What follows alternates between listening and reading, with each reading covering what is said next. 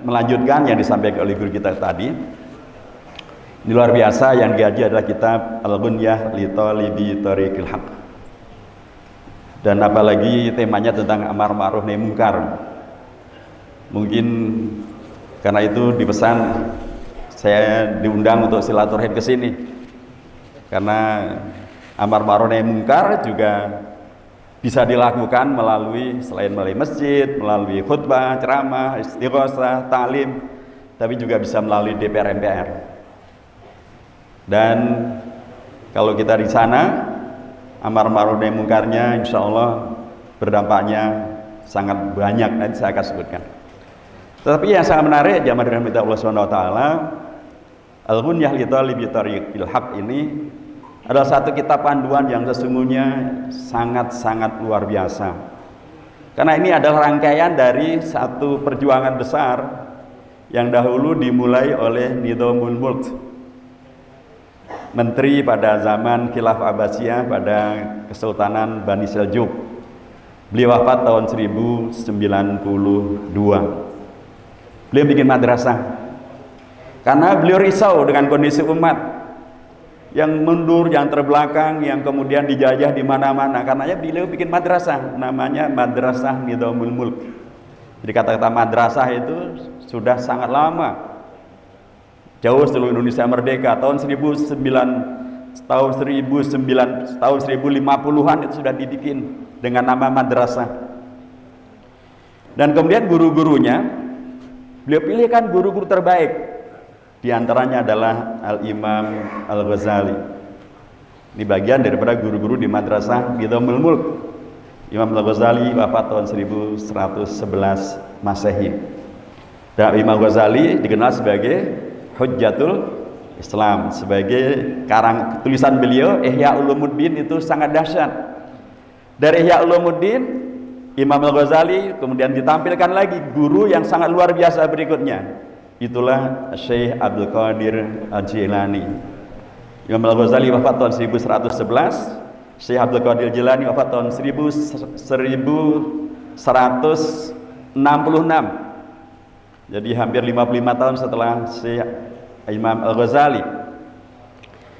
Yang menarik kedua kitab ini, kitab Ihya Ulumuddin dan kitab Al-Ghunyah li Talibi Thariqil Haq, mempunyai satu manhaj yang sama, yaitu manhaj bagaimana dengan ilmu-ilmu agama ini umat bisa dibangkitkan, umat bisa dihidupkan, umat bisa bangkit untuk kemudian bisa melakukan amar ma'ruf dan nahi munkar, dan kemudian memunculkan umat yang bisa memerdekakan dirinya dari hawa nafsu, dari kemalasan, tapi juga dari penjajahan asing.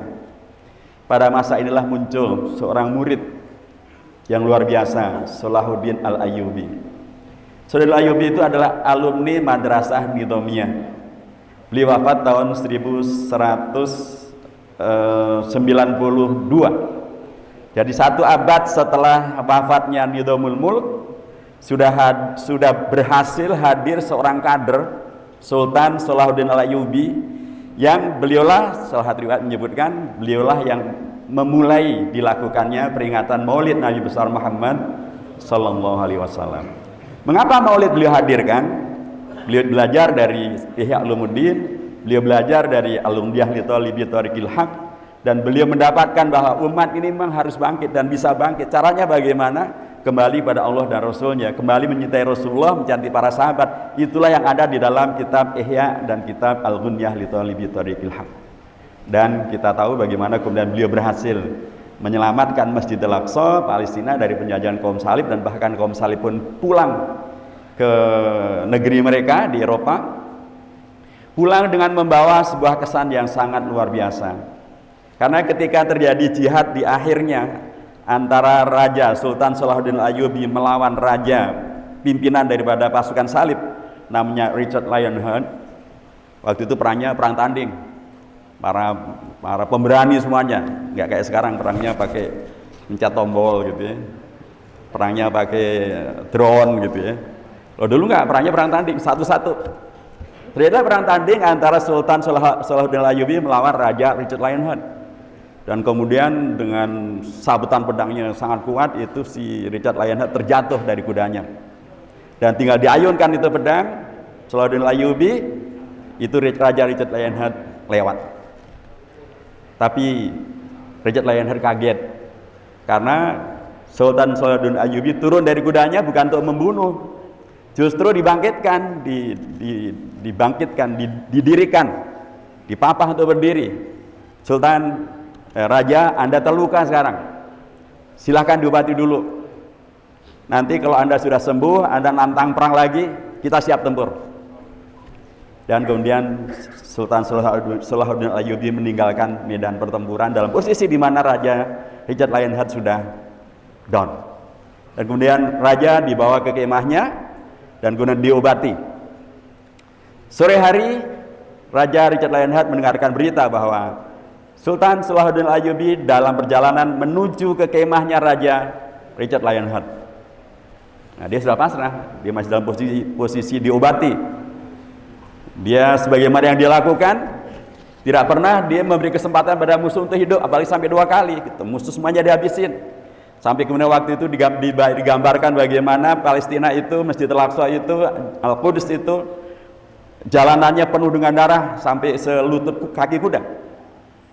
Begitulah perilaku mereka. Jadi ketika kemudian ada berita bahwa Sultan Salahuddin Ayyubi datang kembali untuk mengarah kepada kemahnya Raja Richard Lionheart, dia sudah payah, sudah pasrah.